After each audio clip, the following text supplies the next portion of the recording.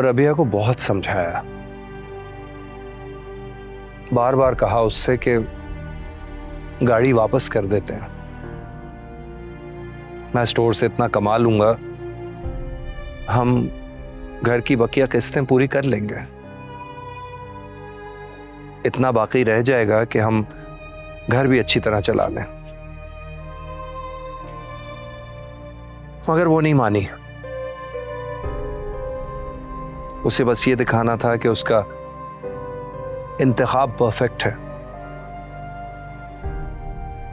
और इसी चक्कर में हमने अपना बच्चा गंवा दिया। फिर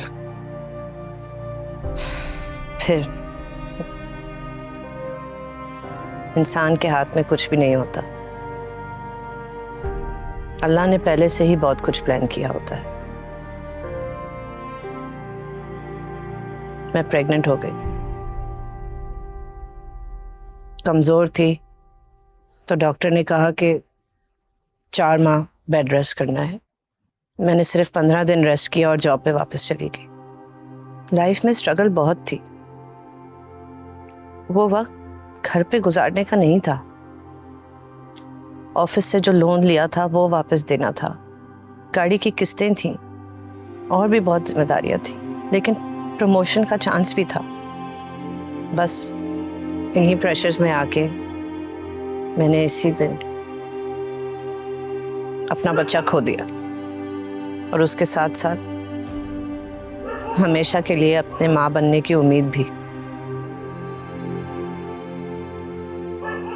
शकील को लगा कि मैंने अपनी जॉब के घमंड में और तरक्की की चाह में बच्चा गंवा दिया। उस पर ट्रस्ट नहीं किया और अपनी जॉब नहीं छोड़ी, और इस बात का बदला उसने ऐसे लिया कि वो किसी और औरत की तरफ मुतवज्जो हो गया। फिर रिश्ते में दरार आ गई, और वक्त के साथ साथ वो दरार बढ़ती चली गई। हमने एक दूसरे से बातचीत करना भी कम कर दिया। इसी असना में एक दिन मेरे स्टोर पे मेरी कजन हुस्ना आई। बहुत अरसे के बाद कोई अपना सामने आया तो ऐसा लगा जैसे दर्द को सहारा मिल गया हो। उससे दिल की बात की, और यूं ही मुलाकातों का सिलसिला बढ़ता चला गया। मैं उसके घर जाने लगा, और एक दिन रबिया ऑफिस गई हुई थी और उसकी गैर मौजूदगी में हुस्ना मेरे घर आई। हम दोनों एक ही सोफे पे बैठ के पुराने किस्सों को याद करके हंस रहे थे। बहुत अच्छा लग रहा था कि अचानक रबिया ऑफिस से वापस आ गई और उसने ये सब कुछ देख लिया। रबिया के लिए ये मंजर नाकाबिले बर्दाश्त था। उसने हुस्ना को पूरी तरह से बेइज्जत करके घर से निकाल दिया, और मेरे भी मुंह पे दरवाजा बंद कर दिया। कहने लगी कि मैं बेवफा हूं। मैंने बहुत दरवाजा पीटा, उसे समझाने की कोशिश की कि रबिया मेरी बात तो सुनो, मेरी बात तो सुनो, मगर बिलाखिर मैं हुस्ना के साथ ही चला गया। 5 दिन बाद जब मैं वापस आया घर, तो ना मैं पुराना शकील था और ना वो पुरानी रबिया। क्या वाकई तब तक आपकी कजन आपके दिल में आपकी वाइफ की जगह ले चुकी थी?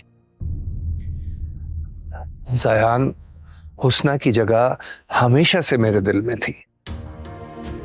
क्या मतलब? मतलब ये कि वो मेरी रज़ाई बहन है, जिसे दूध शरीक नहीं कहते।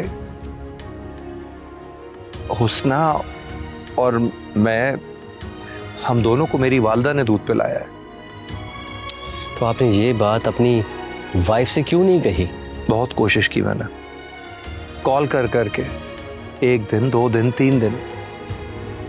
वो अपने गुस्से की वजह से मेरी कॉल काटती रहती थी। बिलाखिर मैंने पूरी तफसील टेक्स्ट मैसेज में लिख के उसे भेजी।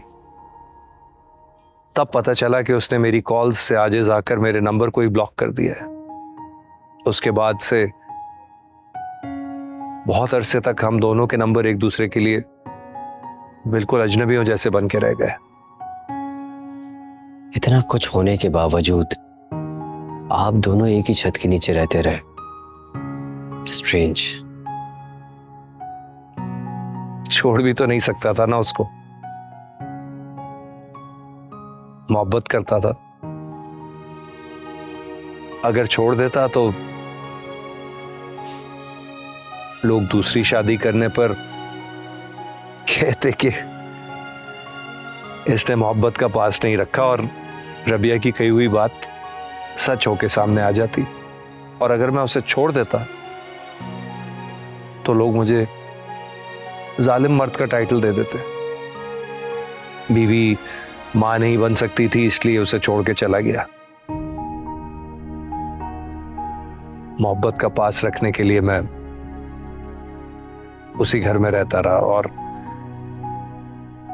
जो कुछ तुमने सुना मेरे मुंह से वही सबको बताता रहा। बोल कहानी अपनी जुबानी, हर चेहरा है एक कहानी।